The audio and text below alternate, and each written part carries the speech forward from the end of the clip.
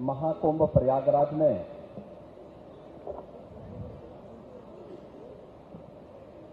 Faith of Kumbh and climate change यानी कुंभ की आस्था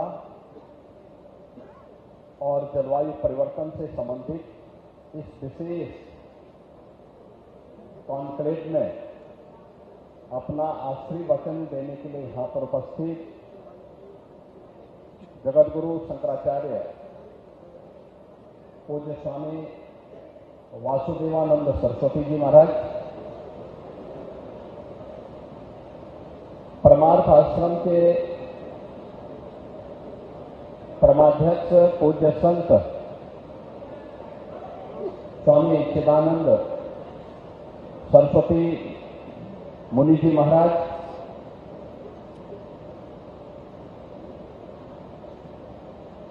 जगतगुरु कृपालु योग ट्रस्ट के संस्थापक परम सम्मानीय स्वामी मुकुंदानंद जी,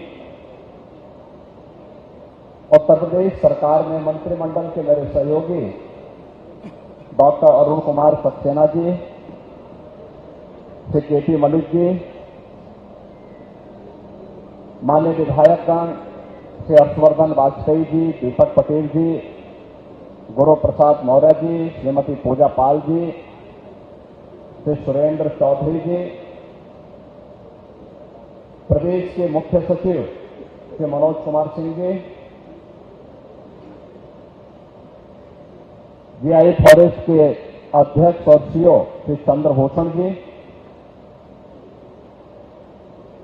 आज के इस कार्यक्रम में उपस्थित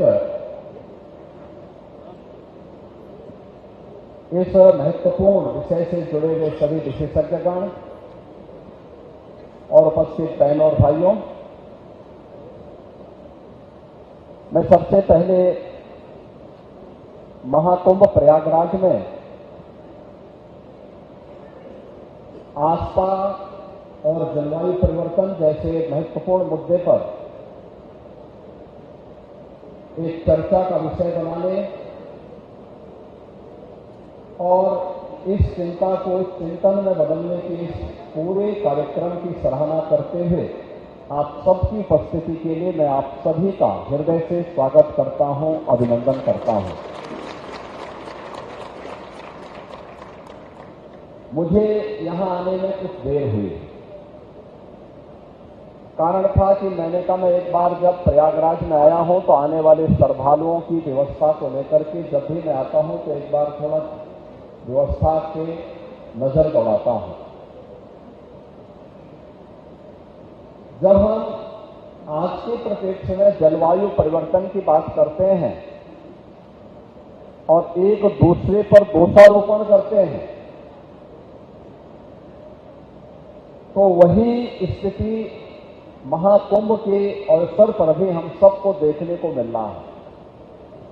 मैं ऊपर से सर्वे कर रहा था, देख रहा था अलग अलग जगह पर पार्किंग की जगह खाली है, लेकिन हर व्यक्ति सड़क पे अपनी गाड़ी पार्क करके और संगम में स्नान करने के लिए चला रहा है।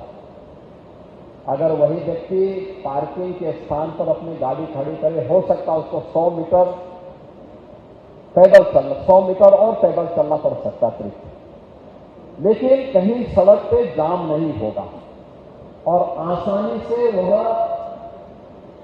संगम में स्नान भी करेगा और फिर आसानी से यहां से निकल करके अपने गंतव्य तक भी पहुंच सकता है। और यही हमारे दैनिक जीवन की भी विसंगति हो गई है।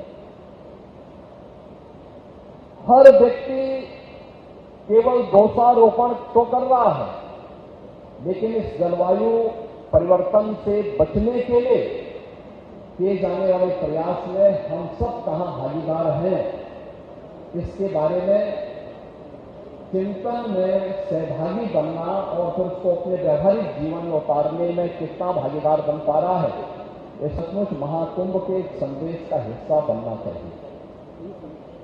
हम सब आए हैं यहां पे त्रिवेणी के संगम में स्नान करने के लिए।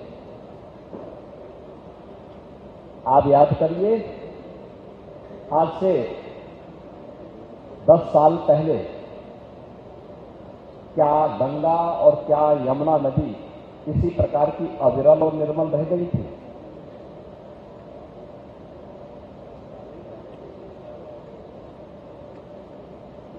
हमारा अथर्ववेद कहता है, माता भूमि पुत्रोहम पृथिव्या। यह धरती हमारी माता है, हम सब इसके पुत्र हैं। हम जब अपने वैदिक सूत्रों में ढूंढते हैं तो हमें शांति पाठ में इस चराचर जगत के कल्याण की हम बात करते हैं, लेकिन दैनिक जीवन में हम स्वयं के मार्ग में, कल्याण के मार्ग में स्वयं बैरियर बनकर के खड़े हो जाते हैं। एक प्रश्न हमारे सामने है। आज सायंकाल तक 13 जनवरी से लेकर के 16 फरवरी के बीच इन 35 दिनों में 52 करोड़ श्रद्धालु मां गंगा, यमुना और मां सरस्वती की इस पावन त्रिवेणी में आस्था की डुबकी लगा चुके होंगे। 52 करोड़ लोग तब यहां डुबकी लगा पा रहे हैं जब मां गंगा और यमुना में और मां सरस्वती की कृपा से अविरल जल है। और जो भी डुबकी लगा रहा है वो एक आध्यात्मिक ऊर्जा का अनुभव करके अपने अनुभव को जब अपने गांव में और अपने आसपास के क्षेत्र में साझा कर रहा है तो वहां से फिर बड़े पैमाने पर श्रद्धालु आकर के इस पूरे आयोजन को इस रूप में सफलता की नई ऊंचाई तक पहुंचा रहे हैं कि दुनिया का ये सबसे बड़ा आयोजन बन गया, सबसे बड़ा आयोजन बन गया। आयोजन बड़ा है, स्वाभाविक रूप से हर व्यक्ति के मन में जिज्ञासा भी है। पर दुर्भाग्य से नई दिल्ली रेलवे स्टेशन पर एक दुर्भाग्यपूर्ण घटना घटित हुई। मैं इस अवसर पर उन सभी पुण्य आत्माओं को विनम्र श्रद्धांजलि भी अर्पित करता हूं, लेकिन बहनों भाइयों, हम सबको सोचना होगा कि कार्बन उत्सर्जन का और पर्यावरण के प्रदूषण का कारण ही जलवायु परिवर्तन है। और जलवायु परिवर्तन का ही कारण हमारी अविरल इस धरती माता की धमनियों के रूप में जिन नदियों को कार्य करना चाहिए था वे सूखती जा रही हैं। अनुमान करिए, अगर शरीर की रक्त धमनियां सूख गई तो शरीर की स्थिति क्या होगी? और ऐसे ही धरती माता की स्थिति भी है। अगर धरती माता की धमनियां सूख गई या प्रदूषित हो गई, जिन धमनियों से रक्त का प्रवाह होना चाहिए, अगर वहां पे रक्त का प्रवाह होने की बजाय वहां पे पॉल्यूशन आ जाएगा, गंदगी आ जाएगी, तो शरीर की जो स्थिति होनी है वही स्थिति धरती माता की भी हो रही है, जो हम अपने स्वार्थ के लिए नदियों को के जीवन के साथ खिलवाड़ कर रहे हैं, धरती माता के साथ खिलवाड़ कर रहे हैं। और इन्हीं बातों को ध्यान में रख करके सिंगल यूज प्लास्टिक को पूरी तरह बैन किया गया। देश के अंदर प्रधानमंत्री मोदी जी ने घरों में ईंधन के रूप में जंगलों को काटने, कोयले का उपयोग करके जो कार्बन उत्सर्जन हो रहा था उसकी जगह ग्रीन ईंधन के रूप में एलपीजी के 10 करोड़ से अधिक कनेक्शन फ्री में उपलब्ध करवाए, जिससे लोग इसका उपयोग कर सकें। उत्तर प्रदेश में पिछले 8 वर्ष के अंदर हमारी सरकार ने 210 करोड़, नोट करना, 210 करोड़ वृक्षारोपण किया। और 210 करोड़ में जो वृक्षारोपण किए, इनमें जो हमने वन विभाग के द्वारा करवाए, इसमें 70 से लेकर 80% पौधे सुरक्षित हैं। और जो हमने विभिन्न संस्थाओं के माध्यम से कराए, उसमें भी 60 से 70% पौधे सुरक्षित हैं। फॉरेस्ट कवर को बढ़ाया गया। डीजल से चलने वाली बसेस के स्थान पर इलेक्ट्रिक बस को प्राथमिकता दी, उसको प्रमोट किया। उसके लिए पॉलिसी बनाई, उसके लिए अनेक कार्यक्रम बढ़ाए, मर चुकी नदियों को फिर से पुनर्जीवित करने का काम किया। आज जो संगम में इतना पावन स्नान एक साथ एक दिन में अन्य कुंभ के अवसर पर मौनी अमावस्या के दिन जितनी भीड़ होती थी उतनी भीड़ इस बार हर दिन हो रही है, हर दिन हो रही है। और कारण था नदी को चैनलाइज किया गया, संगम का दायरा बढ़ाया गया, बड़ी संख्या में लोग यहां आ सके। इसके लिए पहले दिन से तैयारी की गई कि संगम में हर समय 10,000 से लेके 11,000 क्यूसिक वाटर हमेशा मौजूद रहना चाहिए, गंगा जल हमेशा मौजूद रहना चाहिए, जिससे किसी भी श्रद्धालु को कोई समस्या न होने पाए, उसकी आस्था के साथ खिलवाड़ न होने पाए। और तब जाकर के इतना बड़ा आयोजन एक साथ संपन्न हो रहा है। और जो एक बार डुबकी लगा रहा है, अगर थोड़ा पैदल चलने में उनको कष्ट भी हो रहा है तो पूरा कष्ट भूल करके जन्म और जीवन दोनों को धन्य धन्य समझ करके पुण्य का भागीदार भी बन करके आगे बढ़ रहा है। देश के अंदर इस संदेश को लेके जा रहा है और इसीलिए हमारा प्रयास होना चाहिए कि हम भी इसमें कैसे भागीदार बन सकते हैं। दैनिक जीवन में प्लास्टिक का उपयोग करना क्या हम रोक पाएंगे? क्या नदियों पर कब्जा करने और अतिक्रमण करने की प्रवृत्ति को हम कंट्रोल कर पाएंगे? वन्य जीवों के प्रति क्या हमारे मन में भी संवेदना जागृत होगी? क्योंकि जैसे हमारा व्यक्तिगत जीवन चक्र है, ऐसे ही इस धरती माता का भी अपना एक जीवन चक्र है। हम दोनों को एक साथ जोड़ करके देखेंगे तब यह सृष्टि रहेगी, एक चराचर जगत रहेगा और तब जीव सृष्टि भी रहेगी, जंतु सृष्टि भी रहेगी। और जो आज चंद्रभूषण जी ने अपने 4 स्लाइड के माध्यम से बहुत कुछ कर लिया है, मुझे लगता है वह हम सबके लिए एक नई प्रेरणा होगी और अनंत काल तक महाकुंभ जैसे आयोजन इसी भव्यता के साथ, इसी दिव्यता के साथ अविरल और निर्मल मां गंगा और मां यमुना के दर्शन के साथ साथ हम लोगों को इस आयोजन के साथ जुड़ने का अवसर प्राप्त होता रहेगा। सभ्यता और संस्कृति इसी प्रकार से फलती फूलती रहेगी। और अन्यथा क्या स्थिति है? जलवायु परिवर्तन का दुष्परिणाम, लाइटनिंग की घटना, आकाशीय बिजली गिरने की घटना। मुझे याद है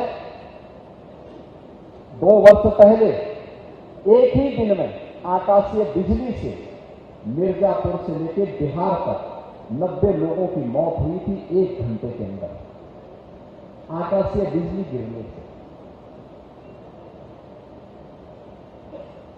आज टेक्नोलॉजी इंप्रूव हुई है, काफी बढ़ी है।